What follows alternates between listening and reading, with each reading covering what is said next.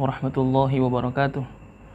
Alhamdulillah, wassalatu wassalamu ala rasulillah Sayyidina Muhammad ibn Abdillah wa ala alihi wa sahbihi wa mawalah wa la hawla wa la quwwata illa billah.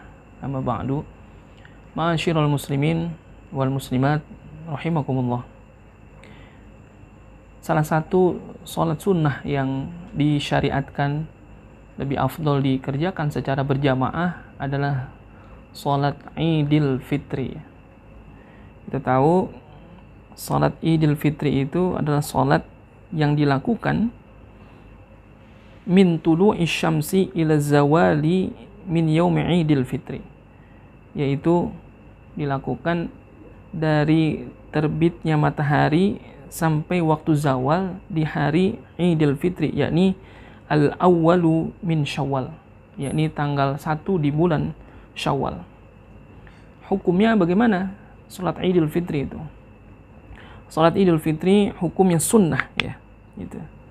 Jadi ada kesunahan kita untuk sholat Idul Fitri, ya, bahkan disebutkan sholat Idul Fitri itu sunnahnya sunnah muakkadah, ya, bal hiya afdolun nawafil, bahkan dia adalah seafdol-afdolnya sholat sunnah, ya. Wakila innaha fardu kifayatin, ya, sebagian ada yang mengatakan sholat Idul Fitri adalah fardu kifayah, atau bahkan dalam pendapat Imam Abi Hanifah bahwasanya sholat Idul Fitri itu hukumnya wajib, ya. Nah, sekarang bagaimana kita menyikapi dalam keadaan di tengah pandemi COVID-19, pelaksanaan sholat Idul Fitri? Kita tahu bahwasanya ulama sudah banyak menyebutkan tentang bagaimana kaifiat sholat Idul Fitri di tengah pandemi. Sebetulnya pada utamanya sholat Idul Fitri itu ya dikerjakan secara berjamaah dalam jumlah jamaah yang banyak, ya, bahwasanya ketika disebutkan di sini fi'luha bil masjid init tasa'a wa illa fi ghairi, dikerjakan di masjid itu juga kalau menampung, kalau tidak wa illa fi ghairi, maka kerjakanlah di tempat lain, artinya yang menampung jumlah orang yang banyak, gitu. Tapi jikalau itu tidak dalam keadaan uzur, ya. Ya, kalau dalam keadaan uzur seperti ini ya kita mengikut daripada fatwa-fatwa ulama, majelis ulama kita, bagaimana melaksanakan sholat Idul Fitri, ya, ini di rumah saja atau dalam jumlah jamaah yang sedikit saja. Nah, ini kita tetap untuk ada kesunahan untuk melakukan sholat Id, gitu. Di sini ada beberapa yang mesti kita perhatikan, gitu. Jadi walaupun misalkan itu kita kerjakan di rumah, tetap sunah-sunahnya harus kita perhatikan. Di antaranya adalah ta'khiruha ila an tartafi'a qadra rumhin, ya. Ya, dilaksanakan di mana? Ya, mengakhirkan melakukan sholatnya itu sampai matahari itu setinggi tombak. Jadi walaupun di sana disebutkan min tulu'i syamsi, ketika matahari terbit kita sudah dibolehkan untuk melakukan sholat Id, tapi sunnahnya ya tunggulah matahari itu agak naik sedikit, ya, setinggi tombak.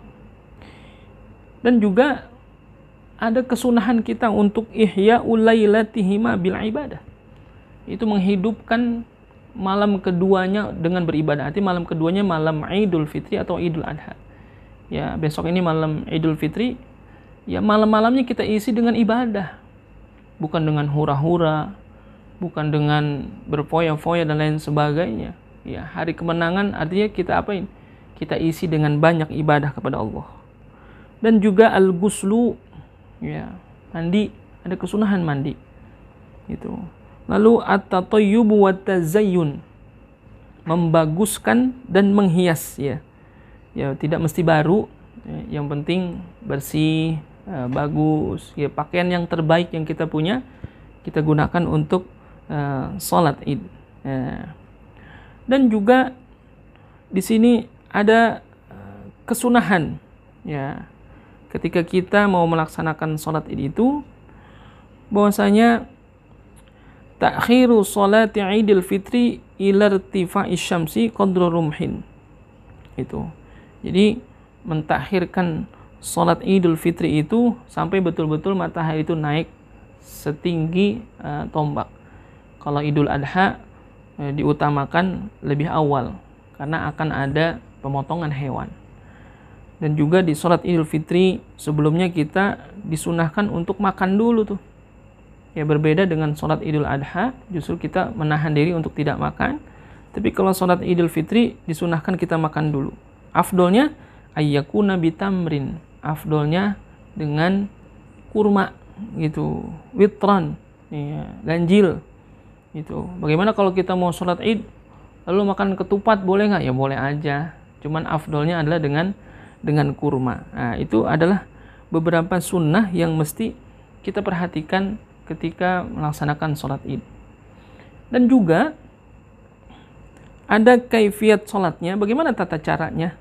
Sholat Id itu ya, yang pertama ayyukabbira fi raqatil ula sab'at takbirat. Ini sudah kita paham, yang sudah biasa kita lakukan. Di rakaat pertama 7 kali takbir. Ya. Baina du'ail istiftahi wa baina ta'awud. Ya, jadi habis takbiratul ihram kan gitu. Jadi antara doa istiftah dan ta'awud. Jadi doa istiftah tetap sunnah kita baca. Setelah itu baru takbir 7 kali, baru ta'awud, baru Fatihah. Wa fi raq'ati tsaniyah 5 takbirat. Dan di rakaat yang kedua adalah 5 kali takbir. Nah, dan juga diselingi di antara satu takbir dengan takbir yang lain, ayyakula baina kulli takbirataini al-baqiyatis shalihat, yakni dengan zikir al-baqiyatis shalihat, subhanallah walhamdulillah wala ilaha illallah wallahu akbar. Dan juga ada kesunahan membaca surah Al-A'la dan Al-Ghasyiyah. Rakaat pertama Al-A'la, rakaat kedua Al-Ghasyiyah. Tapi di tengah pandemi seperti ini, andai kata kita harus melakukannya dengan berjamaah juga, ya waktunya dipersingkat saja. Jangan membaca surah yang terlalu panjang, ya singkat saja, dibolehkan juga. Adapun kesunahan khutbah, ya di dalam sholat Id, ya khutbah itu adalah sunnah saja hukumnya. Jadi kalau nanti kita melaksanakannya secara munfarid, sendirian, atau tidak dalam jumlah jamaah yang banyak, hanya 2 atau 3 orang saja, dibolehkan, tapi berjamaah. Nah, lalu tidak ada khutbah bagaimana? Ya nggak jadi masalah, karena khutbahnya pun sunnah. Andai kata tidak ada khutbah, ya minimal ada nasihat kebaikan, dibolehkan juga dalam rangka menyempurnakan daripada sholat Id itu sendiri.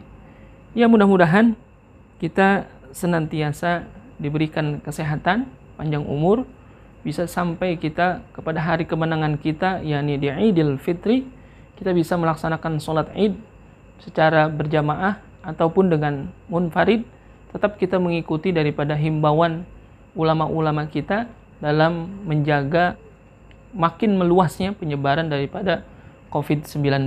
Mudah-mudahan senantiasa Allah berikan petunjuk kepada kita semuanya. Mudah-mudahan ada manfaatnya. Wallahul muwafiq ila aqwamit thoriq. Assalamualaikum warahmatullahi wabarakatuh.